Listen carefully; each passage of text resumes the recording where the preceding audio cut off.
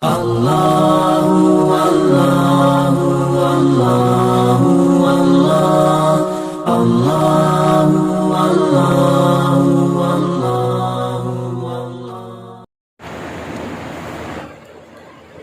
علیکم ورحمۃ اللہ وبرکاتہ۔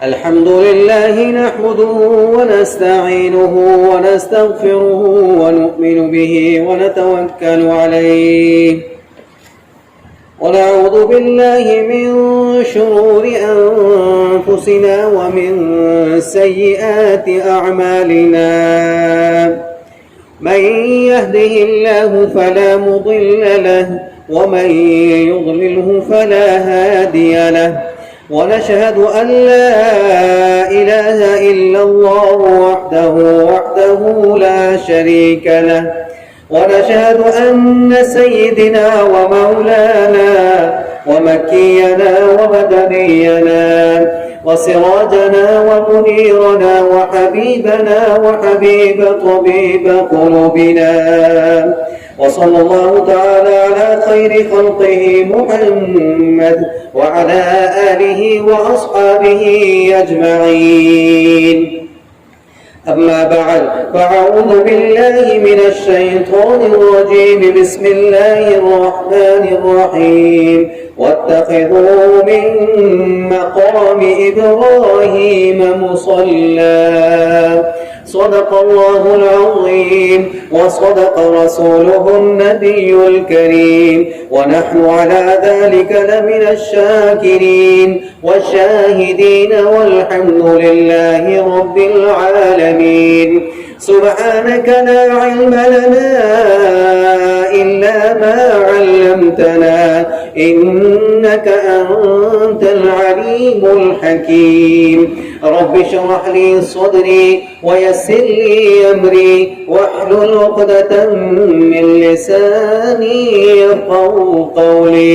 رب زدني علما وارزقني فهما. إن الله وملائكته يصلون على النبي، يا أيها الذين آمنوا صلوا عليه وسلموا تسليما. اللهم صل على محمد وعلى آل محمد كما صليت على إبراهيم وعلى آل إبراهيم إنك حميد مجيد. اللهم بارك على محمد وعلى آل محمد كما باركت على إبراهيم وعلى آل إبراهيم إنك حميد مجيد. انتہائی قابل عزت و تکریم میرے بزرگ اور نوجوان دوستوں، صاحب و ساتھیوں، ماہ مبارک ذی الحجہ آہستہ آہستہ اپنے اختتام کی طرف ہے۔ آج ماہ مقدس کی 26 تاریخ ہے۔ اسی مناسبت سے آپ حضرات کے سامنے اللہ رب العزت کی لا ریب کتاب، کتاب ہدایت، کتاب مقدس میں سے سورہ بقرہ پارہ نمبر 1 14واں رکوع ایک آیت کا ایک حصہ تلاوت کیا ہے۔ اللہ رب العزت کی بارگاہ میں دعا ہے کہ اللہ تبارک و تعالی مجھے اس آیت کریمہ کی روشنی میں حق اور سچ بیان کرنے کی توفیق نصیب فرمائے، اور پھر ہم سب کو اس پر عمل کرنا آسان فرمائے۔ ذی الحجہ کا مہینہ اسلامی سال کا آخری مہینہ ہے، اور اس کا اختتام بھی شہادت سے ہو رہا ہے۔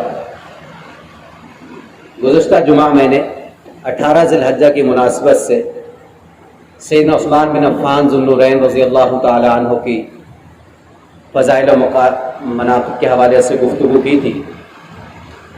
آج 26 ذی الحجہ ہے، اور 4 دن کے بعد یکم محرم نئے سال کی ابتدا ہونے والی ہے۔ آخری سال کا اختتام بھی شہادت کے ساتھ ہوا ہے، اور نئے سال کی ابتدا بھی شہادت کے ساتھ ہو رہی ہے، یعنی کہ یکم محرم الحرام مراد رسول، مراد پیغمبر، سسر رسول، داماد علی جناب حضرت عمر رضی اللہ تعالیٰ عنہ کو یوم شہادت ہے۔ اس حوالے سے آپ کی شان کو بیان کرنے کے لیے مختصر سے گفتگو ابھی ہوگی۔ اللہ تبارک و تعالیٰ نے اپنے حبیب جناب محمد الرسول اللہ صلی اللہ علیہ وسلم کو بڑے قیمتی اصحاب سے نوازا۔ ہر صحابی اپنی جگہ ایک اپنا مقام رکھتا ہے۔ شاعر نے کہا، گر چاند ہیں محمد صلی اللہ علیہ وسلم تو ستارے ہیں صحابہ، گر چاند ہیں محمد صلی اللہ علیہ وسلم تو ستارے ہیں صحابہ، واللہ ہمیں جان سے پیارے ہیں صحابہ۔ تو صحابہ کرام رضوان اللہ تعالیٰ علیہم جس صحابی کو بھی آپ دیکھیں گے وہ ایک نرالے انداز میں ابھرتا ہوا نکھرتا ہوا نظر آئے گا۔ ہر صحابی کا ایک مقام ہے، اور جو مقام شیخین کو حاصل ہوا ہے اس کی مثال بھی نہیں ملتی۔ حضرت عمر رضی اللہ تعالیٰ عنہ جب اسلام نہیں لائے تو آپ کی زندگی بالکل اپوزٹ ہے، لیکن جب اسلام لے آتے ہیں تو پھر اسلام کو تقویت مل جاتی ہے۔ اسلام کو کیا ہو جاتا ہے؟ تقویت مل جاتی ہے۔ اللہ اکبر۔ سیدنا عمر رضی اللہ تعالیٰ عنہ جب اسلام نہیں لائے تو اسلام انڈور ہے، اور جب آپ اسلام لے آئے تو اسلام آؤٹ ڈور ہو گیا۔ انڈور کا مطلب یہ ہے کہ حضور علیہ الصلوۃ والسلام دار ارقم میں چھپ کر عبادت کیا کرتے تھے، نماز پڑھا کرتے تھے، اور جب حضرت عمر رضی اللہ تعالیٰ عنہ اسلام لائے تو پھر اسلام کی بہاریں نظر آنی شروع ہو گئی۔ آپ رضی اللہ تعالیٰ عنہ نے جناب محمد الرسول اللہ صلی اللہ علیہ وسلم کو پہلی نماز بیت اللہ کے اندر فجر کی پڑھائی ہے، اور یہ صبح طلوع تھی فجر کی جو عمر کو ایمان کی دولت سے سرفراز کر گئی۔ حضرت عمر رضی اللہ تعالیٰ عنہ جس وقت ایمان لے کر آ رہے ہیں، صبح صادق کا وقت ہے، نماز کا وقت ہونے والا ہے۔ صحابہ کرام کو نبی علیہ السلام نے یہ بات ارشاد فرمائی کہ صفیں درست کی جائیں گی، ابھی نماز فجر ہوگی۔ سیدنا عمر رضی اللہ تعالیٰ عنہ فرماتے ہیں، یا رسول اللہ صلی اللہ علیہ وسلم کیا ہم حق پہ ہیں؟ نبی علیہ السلام نے فرمایا، جی بالکل عمر، ہم حق پہ ہیں۔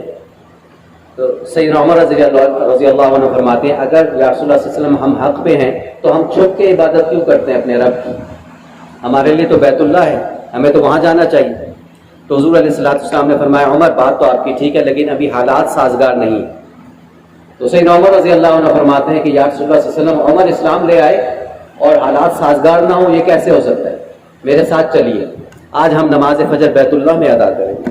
چنانچہ حضرت عمر رضی اللہ تعالیٰ عنہ حضور علیہ السلام کی معیت میں چلتے ہیں، بیت اللہ کی طرف بڑھ رہے ہیں اور نعرہ لگاتے ہوئے جا رہے ہیں۔ اگر کسی نے اپنی بیوی کو بیوہ کرانا ہے یا بچے یتیم کرانے ہیں تو عمر کا مقابلہ کر لے، آج ہمیں بیت اللہ میں نماز پڑھنے سے کوئی نہیں روک سکتا۔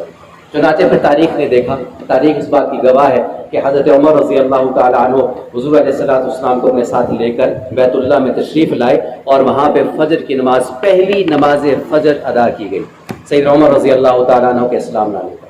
اور حضرت عمر رضی اللہ تعالیٰ عنہ جب اسلام لائے ہیں، آپ سے پہلے 39 صحابہ کرام ایمان میں آ چکے ہیں، ایمان کی دولت سے سرفراز ہو چکے ہیں۔ آپ کا نمبر 40th بنتا ہے، 40واں نمبر۔ تو اسلام کے اندر 40th نمبر کو بڑی امپورٹنس ہے۔ اس کی ایک موٹی سی مثال یہ ہے کہ نبی علیہ السلام کو جو نبوت ملی ہے وہ بھی 40 سال میں ملی۔ اللہ اکبر۔ پھر حضرت عمر رضی اللہ تعالیٰ عنہ کی شان میں حضور علیہ السلام کی 12 احادیث مبارکہ ہیں۔ ایک مقام پہ آپ صلی اللہ علیہ وسلم نے ارشاد فرمایا کہ جس جگہ سے، جس گلی سے عمر گزر جاتا ہے، شیطان وہاں سے بھاگ جاتا ہے۔ اور پھر حضرت عمر رضی اللہ تعالیٰ عنہ کا اگر ہم نام کو دیکھیں، آپ کا نام ہے عمر۔ عمر میں 3 لفظ ہیں، عین، میم، را، 3 لفظ ہیں۔ عین سے کیا مراد ہے؟ عین سے مراد جو نسبت ہے وہ علی رضی اللہ تعالیٰ عنہ کی طرف ہے۔ میم سے جو نسبت ہے عمر کی، میم، وہ جناب محمد الرسول اللہ صلی اللہ علیہ وسلم کی طرف نسبت ہے، اور عمر کی جو راہ ہے وہ رب تعالیٰ کی طرف نسبت ہے۔ اب کیسے نسبتیں ملی ہیں؟ عمر کی عین علی سے ہے. کیوں؟ اس لیے کہ علی رضی اللہ تعالی عنہ نے اپنی بیٹی عمر کو دی نکاح میں. تو اس حوالے سے یہ حضرت عمر اور حضرت علی کا ایک بڑا قریبی تعلق بن گیا, بڑا قریبی رشتہ داری بن گئی. آپ داماد علی بن گئے اور علی سسر عمر بن گئے. اچھا, اب اس کے بعد آگے چلتے ہیں میم کے اوپر. میم کی نسبت محمد رسول اللہ صلی اللہ علیہ وسلم سے ہے. کیوں؟ اس لیے کہ جناب محمد رسول اللہ صلی اللہ علیہ وسلم نے اللہ سے عمر کو مانگا ہے. اللہ سے عمر کو مانگا ہے کہ اے اللہ اسلام کی عزت کے لیے عمر کو میری جھولی میں ڈال دے. تو اللہ تبارک و تعالیٰ نے اپنے حبیب کی دعا کو قبول فرماتے ہوئے حضرت عمر رضی اللہ تعالیٰ عنہ کو اسلام کی دولت سے سرفراز فرمایا. میم ہو گیا. اب را. را عمر کی جو راہ ہے وہ رب تعالیٰ کی طرف نسبت ہے. کیوں؟ اس لیے کہ رب تعالیٰ نے اپنے حبیب کی دعا قبول فرما کر عمر کو نبی کے قدموں میں بھیج دیا. تو یہ ایک مختصر سا حضرت عمر رضی اللہ تعالیٰ عنہ کی نام کے حوالے سے ایک علمی بات آپ حضرات کے سامنے شیئر کی ہے. تو حضرت عمر رضی اللہ تعالیٰ عنہ کا مقام اس قدر زیادہ ہے کہ آپ رضی اللہ تعالیٰ عنہ سوچتے ہیں, خیال کرتے ہیں, اللہ تبارک و تعالیٰ اگلے ہمیں قرآن بنا دیتا ہے. اور حضرت شاہ ولی اللہ محدث دہلوی نور اللہ مرقدہ نے فرمایا کہ قرآن کریم کی 17 آیات کم و بیش ایسی ہیں, 17 آیات کم و بیش ایسی ہیں کہ جو حضرت عمر نے سوچا, جو حضرت عمر نے چاہا, اللہ نے جبریل کو بھیج کر قرآن بنا دیا.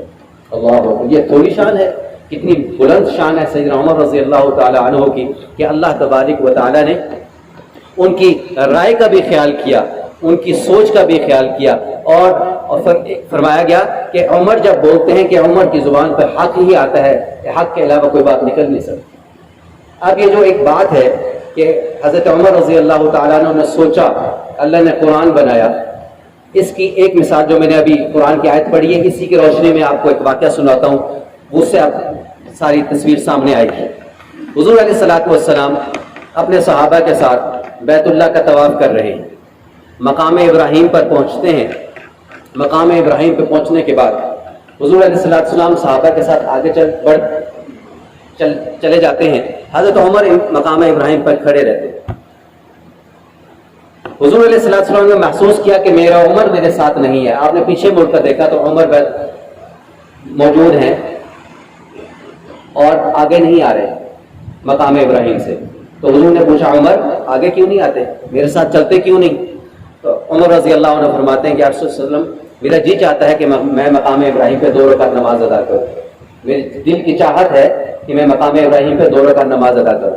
تو حضور علیہ الصلوۃ والسلام ارشاد فرماتے ہیں, عمر جی تو میرا بھی چاہتا ہے, لیکن میں دین میں اپنی مرضی داخل نہیں کر سکتا. ان اتبع الا ما یوحی الی, میں اللہ کے حکم کا, اللہ کی وحی کا پابند ہوں, میں دین کے اندر اپنی مرضی شامل نہیں کر سکتا. اب یہاں سے پوائنٹ سمجھنے کی بات ہے, وہ نبی جو مقصود کائنات ہیں, وہ نبی جو امام الانبیاء ہیں, وہ نبی جو سردار ہیں تمام انبیاء کے, جن کی خاطر اللہ پاک نے ساری کائنات کو بنایا ہے, وہ یہ فرما رہے ہیں کہ میں دین میں اپنی مرضی نہیں کر سکتا, میں پابند ہوں اللہ کے حکم کا, اللہ کے وحی کا. تو پھر میں اور آپ دیکھ لیں کہ ہمیں کوئی اختیار حاصل ہے کہ ہم دین میں اپنی مرضی کو شامل کریں. جو جی میں آیا وہ داخل کر لیا, جو جی سے میچ نہیں کھایا, طبیعت سے میچ نہیں کھایا, اس کو نکال دیا. ایسا نہیں ہونا چاہیے. ہمارے سامنے جو نمونہ ہے ہمارے نبی جناب محمد الرسول اللہ صلی اللہ تعالی علیہ وسلم کی مبارک زندگی ہے, ہم نے اس کو فالو کرنا ہے, اس کو دیکھنا ہے. تو نبی علیہ الصلوۃ والسلام ارشاد فرماتے ہیں کہ جی میرا بھی چاہتا ہے عمر, لیکن میں اللہ کے حکم کا, اللہ کی وحی کا پابند ہوں. یہ مکالمہ, یہ ڈائلاگ, یہ بات چیت, یہ گفتگو کہاں ہو رہی ہے؟ بیت اللہ کے سامنے ہو رہی ہے. اللہ تبارک و تعالیٰ کو یہ گفتگو, یہ مکالمہ, یہ بات چیت ایسی پسند آئی اور عمر کی رائے ایسی پسند آئی کہ اللہ نے آسمانوں سے جبریل کو بھیج دیا. اور یہ آیت آ گئی قرآن کی, وَاتَّخِذُوا مِن مَقَامِ إِبْرَاهِيمَ مُصَلًّى. اے نبی صلی اللہ علیہ وسلم, جب بھی آپ مقام ابراہیم کے پاس آیا کریں تو 2 رکعت نماز پڑھ لیا کریں. اللہ اکبر. عمر نے سوچا رضی اللہ تعالی عنہ, اور اگلے ہی لمحے اللہ تبارک و تعالیٰ نے قرآن بنا دیا. تو کہنے کا مقصد یہ ہے کہ عمر کی زبان پر حق ہی جاری ہوتا ہے. اور سیدنا عمر رضی اللہ تعالیٰ عنہ کی شہادت 1 محرم الحرام کو ہوئی. تو ہمارے اسلامی سال کی ابتدا 1 محرم الحرام شہادت کے ساتھ ہے, اور پھر آگے چلتے 10 محرم الحرام کو سیدنا امام حسین رضی اللہ تعالیٰ عنہ کی شہادت ہوئی. تو شہادت کا مل جانا یہ ایک نعمت ہے. شہادت کا مل جانا کیا ہے؟ نعمت ہے. اور اللہ کے حبیب صلی اللہ علیہ وسلم نے ارشاد فرمایا یہ نعمت ہی نہیں، اس نعمت عظمیٰ ہے. نعمتوں میں سب سے اعلیٰ نعمت ہے شہادت کا مل جانا. تو شہادت کے حوالے سے گفتگو جاری ہے، اس کی مزید باتیں اگلے جمعے عرض کی جائیں گی. تو اللہ تبارک و تعالیٰ سے دعا ہے کہ اللہ تبارک و تعالیٰ ہمیں سیدنا عمر رضی اللہ تعالیٰ عنہ کی سیرت، کردار اور آپ کے افکار اور آپ کی جو جتنی بھی اصلاحات ہیں اس کے مطابق ہمیں چلنے کی توفیق نصیب فرمائے. آج ہمارا مسئلہ یہ ہے کہ آج ہم دوسروں کے بجھے ہوئے چراغوں سے روشنی حاصل کرنے کی کوشش کرتے ہیں، لیکن ہم بھول جاتے ہیں کہ ہمیں خلافت راشدہ کے چمکتے دمکتے ستارے نظر نہیں آتے. تو ضرورت اس چیز کی ہے کہ ہم صحابہ کرام کی تعلیمات کو اول نیم میں شرح راہ بنائے. اللہ تعالی ہمارا حامی و ناصر ہو. اللہ تعالی ہمیں اس کی توفیق عطا فرمائے. وآخر دعوانا الحمدللہ رب العالمین.